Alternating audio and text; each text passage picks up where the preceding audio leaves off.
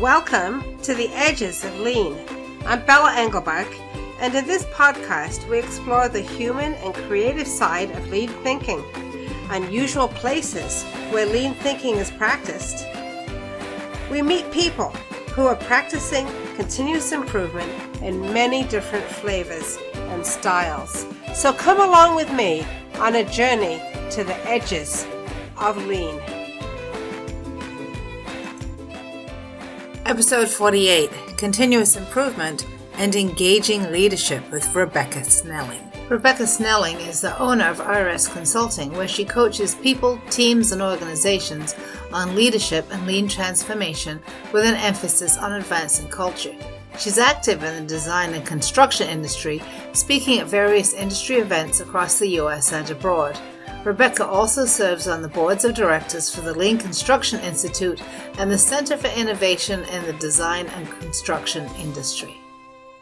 Rebecca Snelling, welcome to the Edges of Lean. Thank you very much, Bella. I'm very excited to be here today. Well, it's really nice to have you. It's especially exciting to me because you've done some work in the construction business. And as my listeners may hear in the course of this podcast, there's some construction going on behind the house. So I'm hoping you can maybe shed some light on what's happening out there. But seriously, tell us about Rebecca and how did you get to do what you're doing today?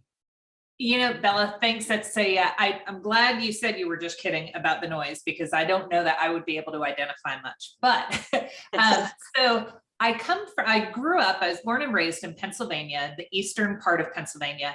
And my first real job was working for a concrete swimming pool company. When I started there, I had no idea that these were actually big companies. I always thought concrete swimming pools, like people build them out of the back of a pickup truck. My company actually had 15 offices around the country. We had $200 million of work every year.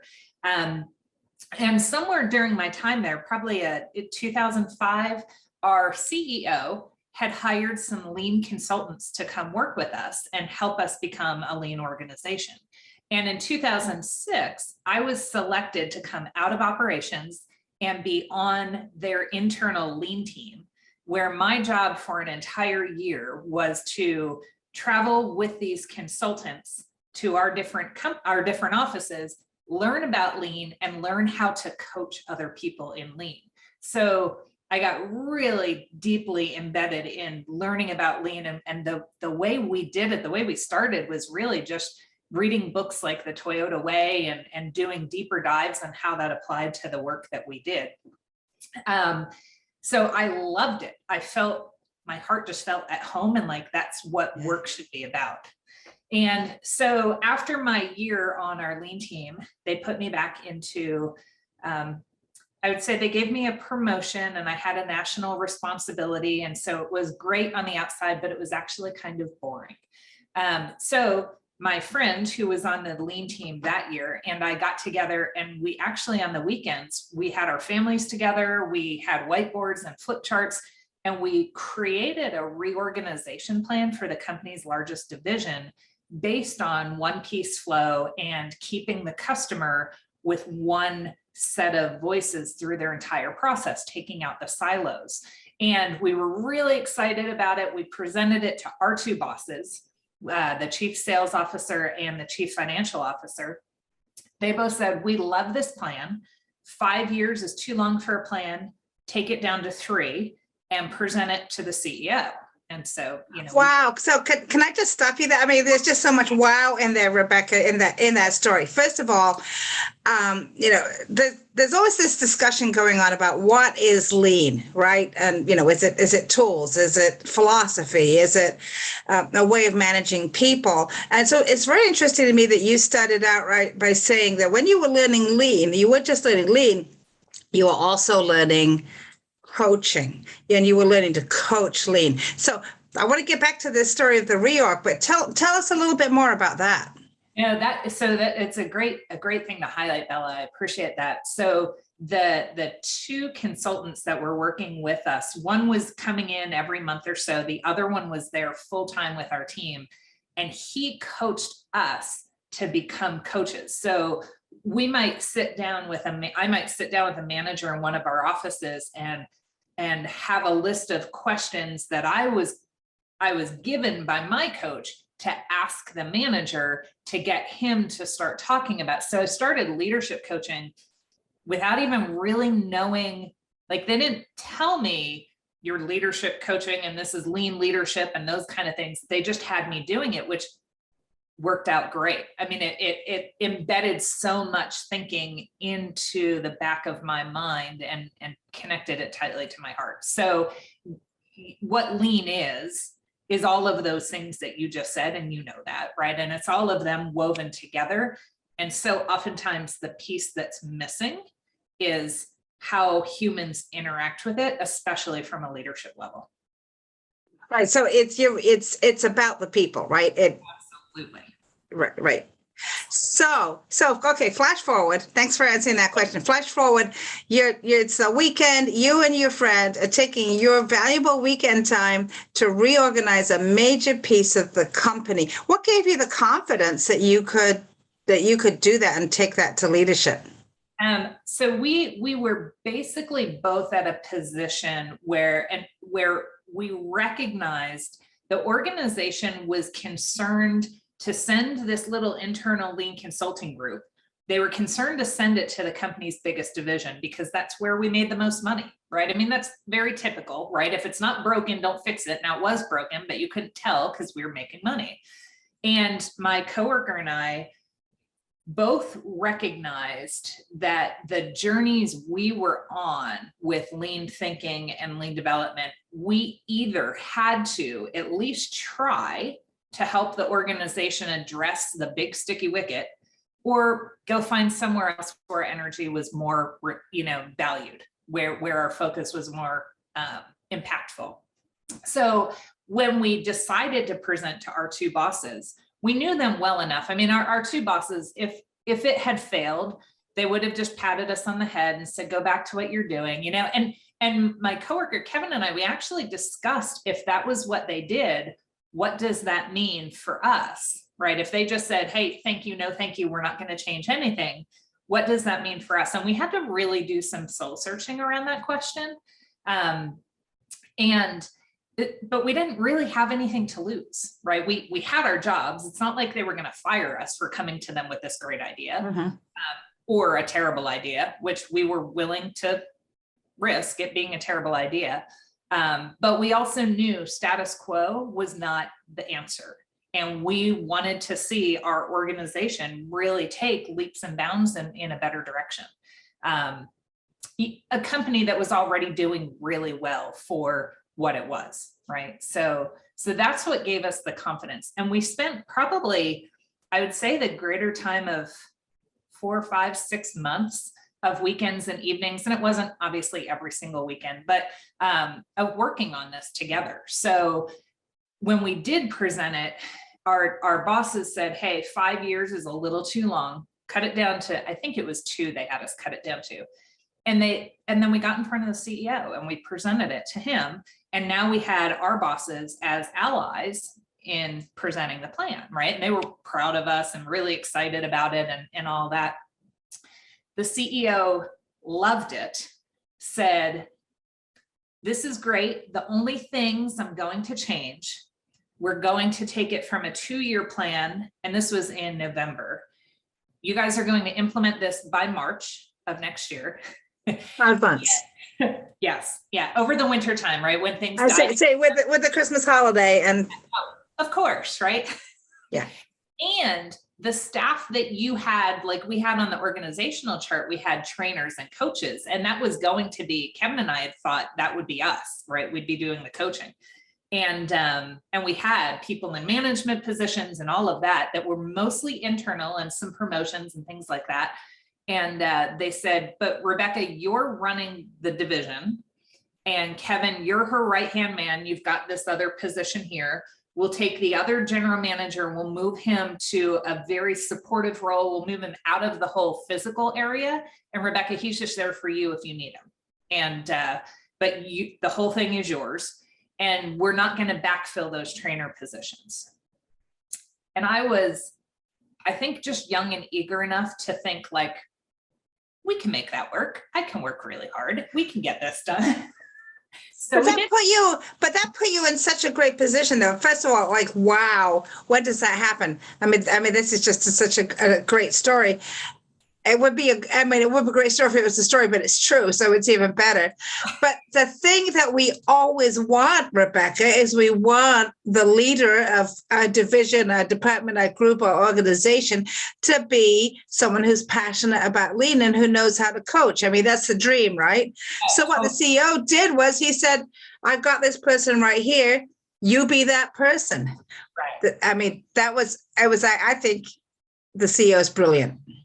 So I think that point of it is fantastic.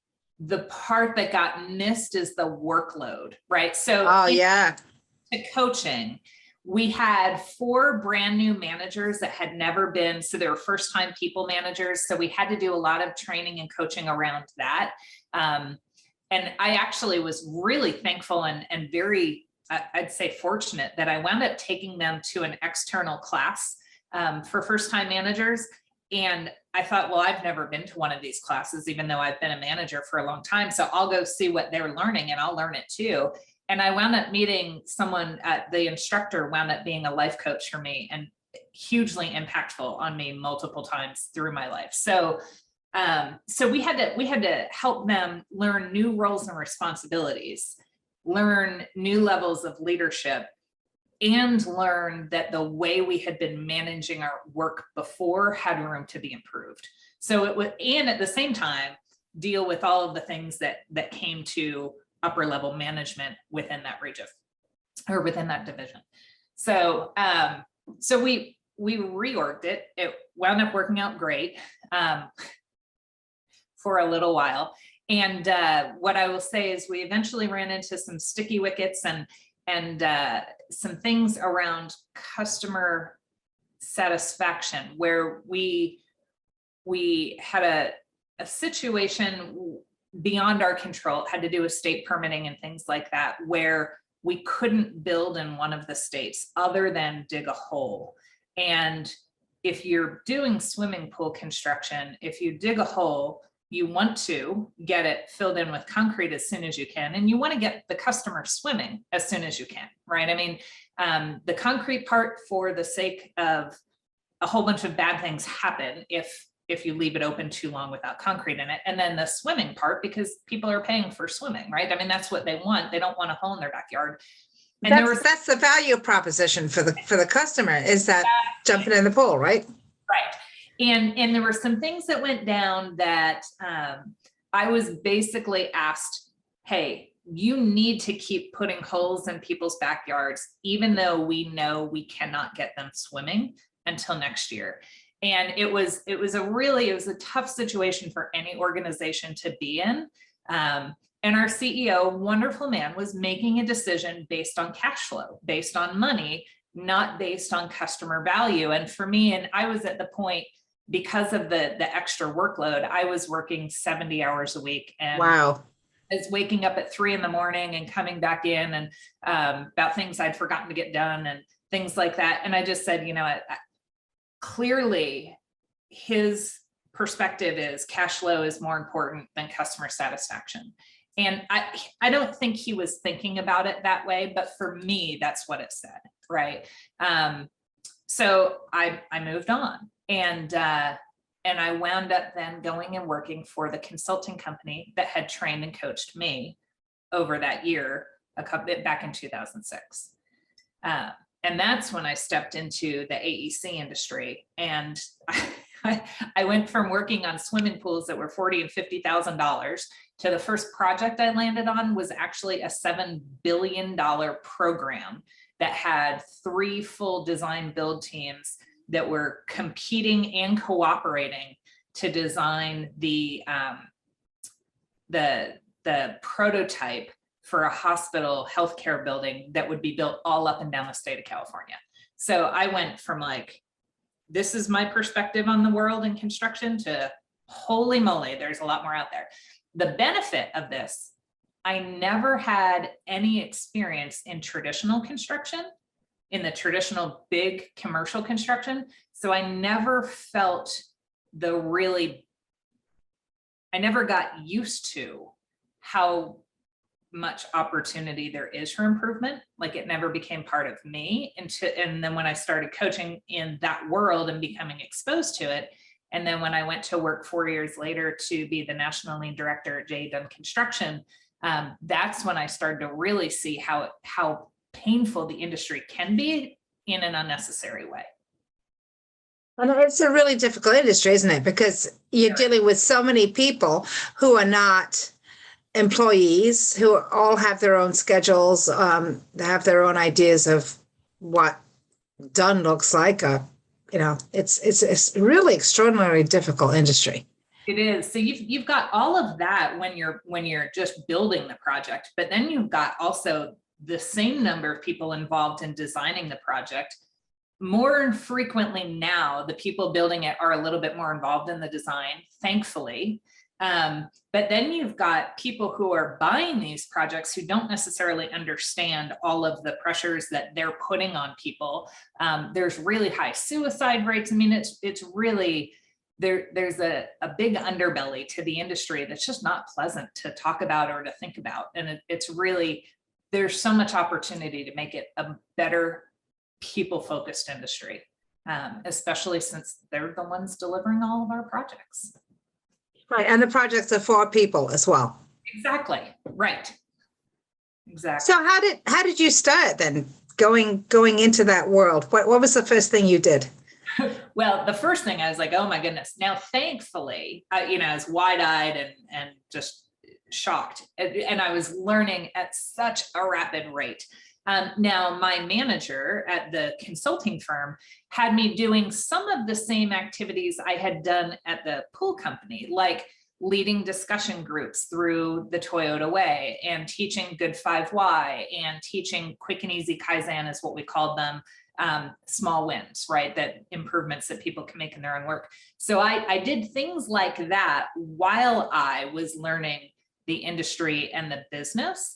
And then I eventually wound up developing training classes around those kind of materials, and then getting brought on with other clients where I'd partner up with other coaches and learn about tools like the Last Planner system, or how to help build teams in something that we call the integrated project delivery, which is where the owner who's buying the building and the architect and the contractor are all signed onto the same contract together. So they're sharing in the risk of the project together and sharing in the rewards of the project together, which for me, coming out from outside of that specific industry, that seems like it just makes sense. These are all the people delivering. Why would you not have them together? But in the industry, that's very uncommon, right? It only started happening in the early 2000s. So I wound up working with teams all over the country for the 4 years that I consulted, largely helping with Last Planner system or integrated project delivery, and on occasion with some organizational transformation. Just little bits here and there where I'd get pulled in to help support something already going on. One of the things that's interesting in the construction industry is that so many perspectives out there are just that lean construction is something you do on the project, whether it's construction or design and construction. And rarely do organizations take those concepts or that thinking back into the organization itself. So you think of lean as being there's going to be a Kanban board in a trailer somewhere, and people are going to come in and check that board in the morning and see what they're supposed to be doing. But what you're saying is they're not taking that or the thinking behind it or the respect for people and all of that back into the organizations that are bringing the services to the project. Generally, that's correct. Right. And so when I was actually hired at J.E. Construction back in 2012, I had a bigger perspective on lean, right? For me, I had done a reorganization for my last company. Lean applied to an organization, and that was what my thinking was. And I remember when I finally recognized that the company had hired me for something different, I was like, oh. So what was that something different then? Well, sticky notes in job trailers, right? So the last my gosh, uses a lot of sticky notes, and it's not quite a Kanban board, but it uses a lot of sticky notes, and it gets the people doing the work involved in the planning. It's a technique, a system that really is dependent on the culture of the people in the system to be effective. But that was not widely understood in the industry at that time, and maybe even now is still just starting to come around. But I had in my mind for the first couple of months that we were going to do this whole big lean transformation and do all these wonderful things. And then I finally realized, no, they really think I'm here to put sticky notes on all of our job trailers. That's what they think, and I'm going to facilitate those. So we slowly got past that. But what I realized was my strategy had to shift, because if I told them where I wanted to take them back when I started, they probably would have said, yeah, thanks, we'll go find someone else. That's not what we want. We want a bunch of folks standing around a board. That's what that's what we want. So Exactly. So this is really interesting, because what you're saying is that your approach previously had really to start with the source, start with, reading the Toyota way, studying the Toyota way, which kind of takes you into understanding what's behind lean, or what we think of as lean. It's not just the artifact. It's not just the board or the sticky notes or the fact that you had a Kaizen or somebody 5S something, right? It's the thinking. If you really read it and study it, it's about really getting into the thinking, right? So now you're in an organization that has hired you. You thought for the thinking, and they want the artifact. Right. So Rebecca, how did you impact that? How did you move that? It was a lot of hard work, and I would say I had to do a constant reassess of my current condition. And the company was broken up into numerous different regions that all had their own leadership. And so really each region had a very different current condition. And I had to, and one of the presidents there, I borrowed this phrase from him. I had to figure out how to be patient and impatient at the same time and balance the two. And there were some, like that one in particular, wonderful. And he was all about the thinking. He was one of those people who just naturally was that way. So he ate up anything I gave him to read, anything that we talked about. He was always looking for how he could get his people more involved, how he could bring more improvement mindset to his organization.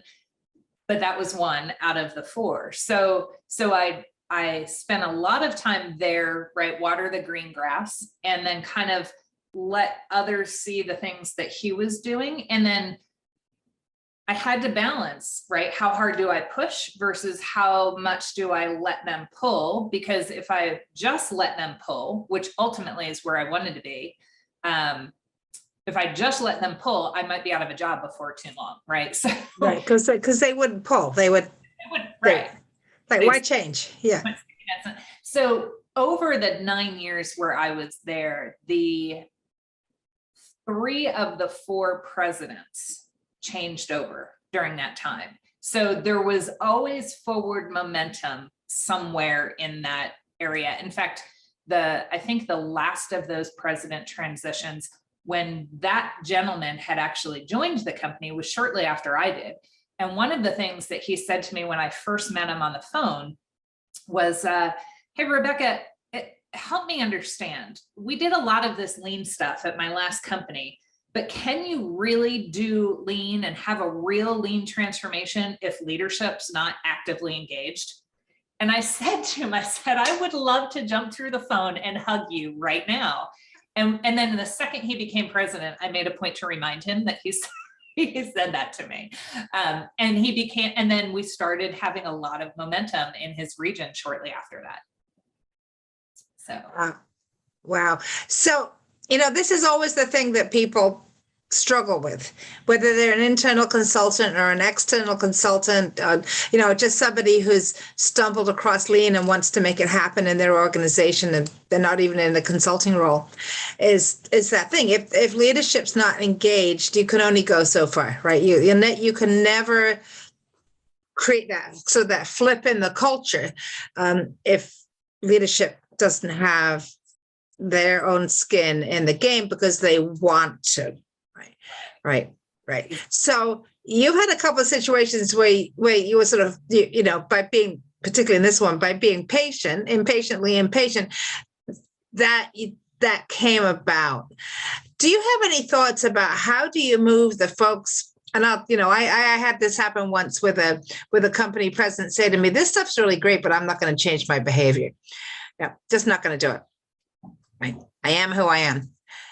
What are your thoughts about how you change that situation? Yeah. So I was fortunate with those ones that were struggling because I knew they had retirement timelines, right? So I knew as long as I was contributing and doing additional good work somewhere in the company, we could wait and be, that impatient piece was okay.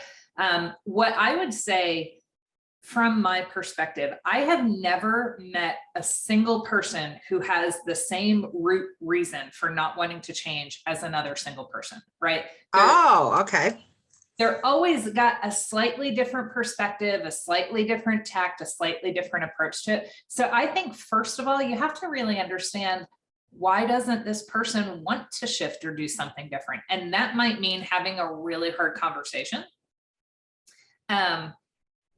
And you're not always necessarily empowered to do so. So that can be really tricky. But we ran into this in the field a lot too, with our trades, trying to get our trade partners to even plan with us and do things like that. So I think really understanding where that person's coming from, and honestly, not only showing what's in it for them, right? The old sales jargon of with them, right? What's in it for me? But also having some empathy for them. The most of the people that are resistant to change, there's usually really hard history lessons that they've experienced that tell them the way they've been doing things or the way they're currently operating is the right way to do it. They might be getting bonused based on driving the bottom line. They might be there are all kinds of reasons. I have a dear friend who was a great example of this in another organization a while back, and he had risen through the company and been in the industry for 30 years, and he had this really great position, and all these things, all this history is what defined him in success. And now you're asking him to look at things differently. But wait, you don't know what I've been through. How on earth could you tell me I have to do something different? I'm already successful. By the way, you're not, right? So, or I'm more successful than you. So if you don't try to understand where they've been or what they're going through, it's really, really hard to then help convince them to do something differently. Right. And that's a great opportunity, isn't it, to listen to people. And most people love to tell their stories, right? And they love to particularly say, here's my lesson. I want to share my lesson with you, right? Exactly. So what a great opportunity to really get to know somebody. Yeah. And I would say at the end of the day, I have never met anybody who doesn't want to be a little bit better today than they were yesterday. It's just a matter of helping them think about it a little bit differently. Yeah. So now you have that leader engaged, Rebecca. What do you do with that engaged leader? What's the next thing you do? So I'll tell you what I did that worked reasonably well. Is it perfect? By all means, no. I'm still learning. In fact, I'm working with leadership now, and I'm still going through some of those same hurdles with some of my clients. But what we did with that leadership is so when I say engaged, not only was he reaching out and learning things and applying things, but he took an active ownership role in helping his leadership team learn along with him. So he put himself in a vulnerable spot, said, I'll be a beginner with some of these things too, right? And I want you all who report to me to be a beginner and learn with me. They've started doing internal little lean trainings that are just small little snippets on a cadence, a regular cadence, where him and his leadership team take responsibility for finding material and leading that material.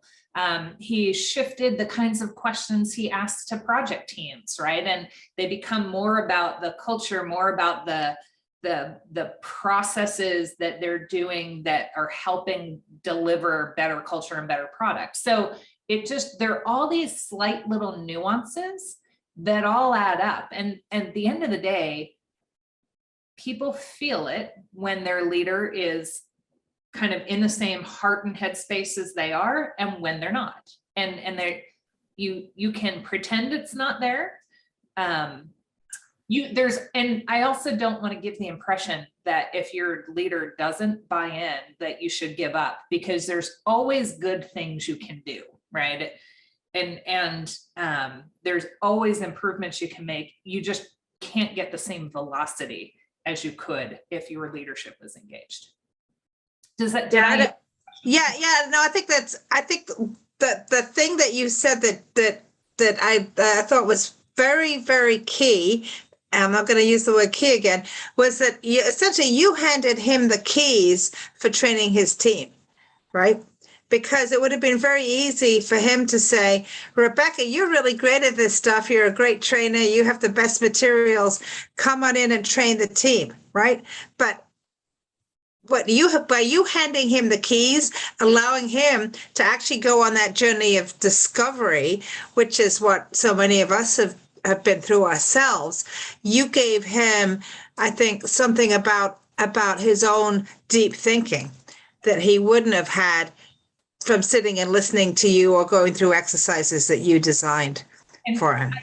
I do want to distinguish, though, that initially I led a lot of those conversations, right? Uh-huh. Came in and participated with his team, but our goal was always to hand off some of those things. And in fact, that region is where we grew. When I was hired, it was just me, and I went up.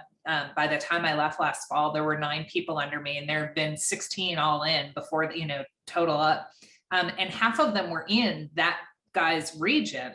So they were working with the project teams, helping them with the tactical piece of it and helping them look big picture culturally and that kind of thing. But now their managers that were coming in to visit the project sites had a totally different perspective of their role on the project. Their role now is to support those teams, to help the teams, to remove constraints for the teams, to help the teams overcome challenges, as opposed to come in and,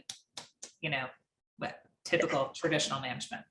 Figure out what they did wrong and then punish them for it. Exactly. And then and I will say too, the work that the Lean group has done in that region over the time has continued to evolve as they've gotten people up and competent with certain tools. They've shifted to a lot more behavior focused things, and a lot more experimentation and trying different tools and how they could apply them into the construction world and that kind of thing, which is, industries learning from each other is not always something that you see. And it's a little area where they're doing a ton of great experimentation, learning, and improving together. Yeah. So what are you doing now? So I'm back in the consulting role now. I am essentially doing a lot of leadership coaching, doing like leadership 360 assessments and then one-on-one coaching, but also working with organizations to help them evolve their culture together as an organization. And it's rooted in lean thinking. Sometimes I articulate it that way, and other times I don't, depending on the ears that my client has. Mm-hmm. And I'm helping some teams with building a high-performing team within the design and construction world too, because the more focus you can put on a team being effective together, the better their outcomes are. But the way I boil it down is I'm just working with good people, helping them solve problems, helping them develop capabilities, and learning together with them. So I'm not necessarily saying that you're here to deploy lean with this group or that group. Right. In fact, Top secret.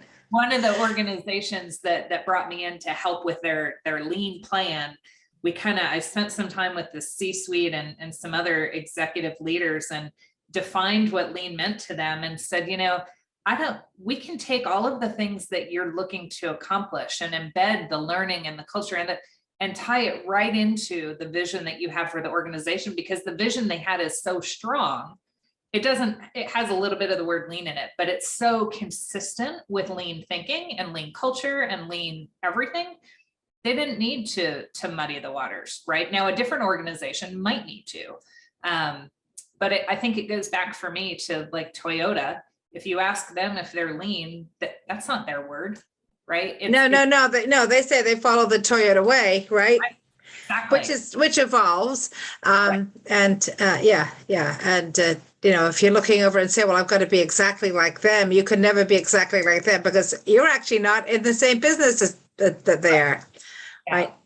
Yeah. Well, and even within the construction world, no construction company can be exactly like another one. And it's, the same thing as any industry where everyone just would like a checklist of what can I go implement and then I'm good to go. And that's not what lean is about.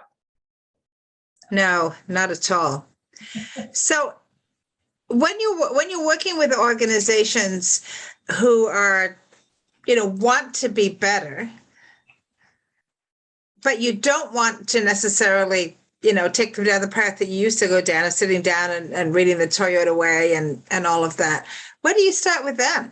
What is it a learning conversation first on your part or? Yeah, I think some of it is first understanding what they've done to date, right? And because typically I'm not someone's first entry point into this and what's worked well and what hasn't worked well. And then understanding what they really are trying to achieve.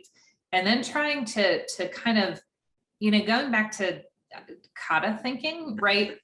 If I don't understand my current condition, as well as I understand the target condition or the vision, it's going to be really hard to get there because it's a learning process for me as well as it is for them. One of the things that I do quite often is find either short articles or short videos that I'll say, watch this. Now let's have a deeper conversation as a larger group of what this could mean. Some baseline training just to bring everybody up to speed. But the more I can do to help them discover where they want to go, the more effective I'll be in helping them get there, right? If I tell them where they want to go, it's easy to throw it out at the end of the day, right? Right. You could say that was Rebecca's stuff. When, we're done with that program now. Let's, what's the next program? That's what makes it flavor of the month, right? You have to figure out how to embed it within the thinking, within the strategy and the deployment of that. Because I believe that lean is the way you achieve your strategy, right? It's the way you might have your big goals out there. The way you're going to get to them is through lean thinking and some lean processes and lean tools, but the right ones at the right time, not just everybody's doing A3s because we now have a template and now we have a bunch of right. We're all going to do A3s today. Yeah. Don't have root cause analysis in them. Right. So it's about making sure you're putting the right tool in at the right time for the right reasons too, so blending all of that thinking together. And I like what you said about, and you mentioned it earlier, about if you think about it, taking a kata approach. And I don't know that everyone who listens to this knows about the improvement kata, but in the kata approach, you're always updating your current condition, right? In the beginning, we always say grasp the current condition. That means you don't necessarily understand every single thing about it. It's going to change as you do your experiments, but it also changes because current conditions change. The world changes. And you said that previously. It's about, for you, it's about gaining more and more knowledge, relearning what the current condition is, not assuming that it's the same. Right. Yeah. It trying to keep your finger on the pulse with that, right? And challenging yourself to look for, anytime there's little hiccups of anything, like diving deep into understanding why those hiccups exist and figuring out how can we work to overcome this so that we can still achieve our common vision together, right? Or at least the next target condition. Yeah. And again, it's also that idea of a target condition, right? We're not going to get there, whatever there is, in a day or a week or a month or maybe even a year, but right. we can be on our way. Exactly. And hopefully on our way is going in the right direction, right? Yeah.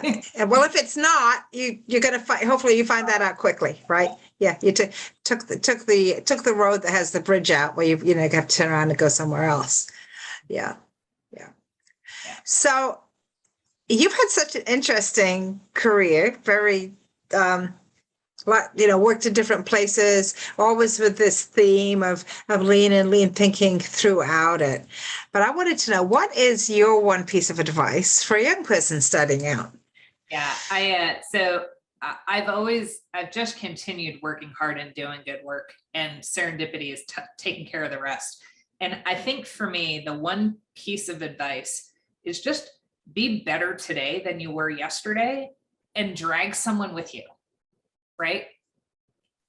That's my one piece of advice. The whole world gets a little chaotic and a little crazy. That's okay. Block that out. Be better today than yesterday. And drag, I love that. Drag someone with you. Right. So right. Somebody else wants to be better too. Enhances the learning so much, right? Like when I throw a half-baked idea out and someone helps take that and we can think out loud together and shape it into something really better for both of us. It's much more fun and more bigger results too. Yeah. Absolutely. Nothing great in the world was achieved by one person. Nope. Very true. So Rebecca, how could people find you? So they could go to my profile on LinkedIn, Rebecca Snelling /LinkedIn.com. And I also have RS Consulting is on LinkedIn, but there's a number of those. So I would just go through my profile. And that's how they can find me. And I live in Denver, Colorado, but I do a lot of work virtually, and I do some traveling. And if you're really keen on it, in the 2 weeks from now, I believe, May 19th and 20th, I'll be in Chicago with the Lean Construction Institute and Bosch Refine My Site doing a lean roadshow, and doing an introductory session on lean in the construction world on day one, and some deeper dive into some of the tools and systems within the construction world on day two. And I'll be in Austin on June 15th and 16th for the same thing.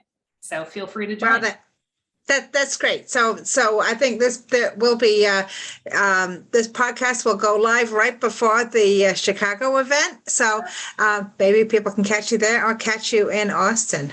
What a great opportunity. Let me know that that's where you heard about it. I'd love to know that. Okay. All right. Great. Rebecca Snelling, thank you so much for traveling with me to the edges of lean. Thank you, Bella, so much for having me. It's been a pleasure.